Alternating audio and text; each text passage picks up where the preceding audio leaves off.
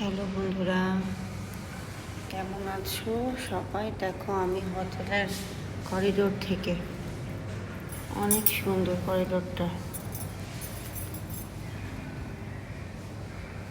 দেখো সামনের ভিউটা, দেখো ঝিরিঝিরি বৃষ্টি পড়তেছে।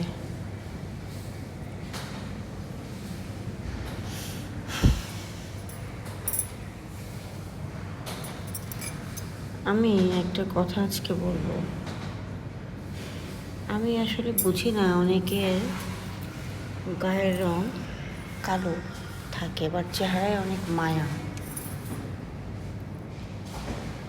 কিন্তু অনেক মানুষ আছে ওই চেহারার মায়াটা কেউ দেখে না। মানে মায়া যাদের না থাকে, গায়ের রং ফর্সা হলেও তাদেরকে মানুষ সুন্দর বলে, আসলে কিন্তু কথাটা সঠিক না।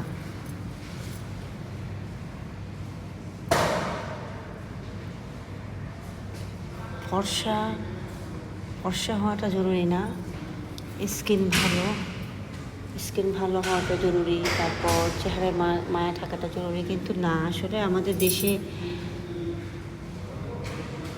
বেশিরভাগ মানুষই আছে যারা মনে করে যে ফর্সা এখন নাক বোচা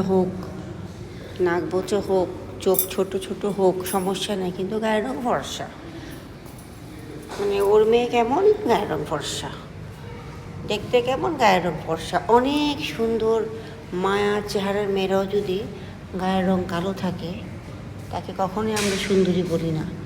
আসলে এটা আজকে থেকে না, যুগ যুগ ধরে হয়ে আসতেছে, এবং যুগ যুগ ধরে হবে, আমি জানি।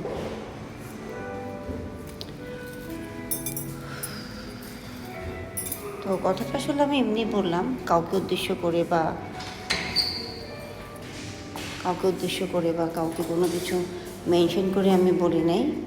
আমি কথাটা এমনিই বলেছি। আমার আসলে আশেপাশে অনেক কিছু আমি দেখি, তাই কথাটা বললাম।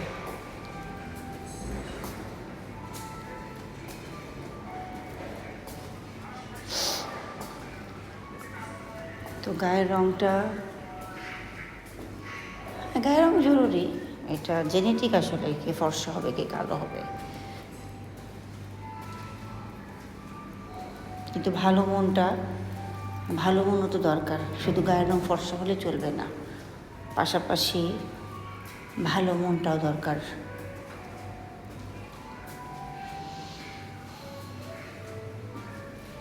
আমি অনেককে দেখি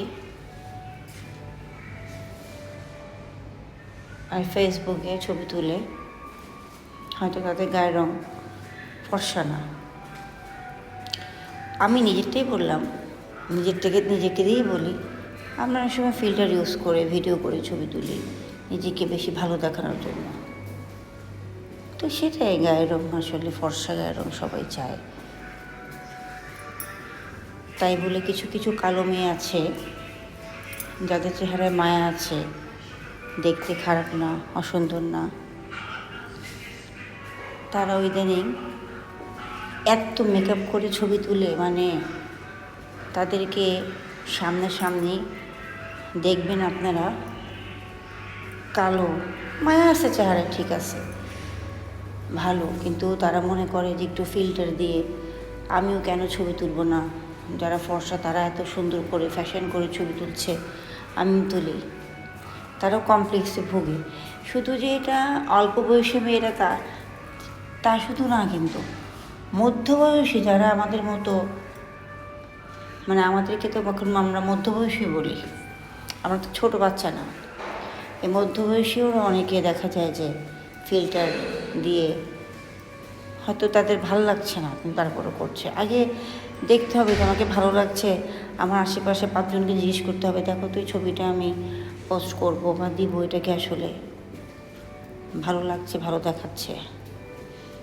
যাই হোক, অনেক অপ্রিয় কথা বলে ফেললাম, কিছু মনে করবা না। সবাই ভালো থেকো, সুস্থ থেকো, এই কামনায়।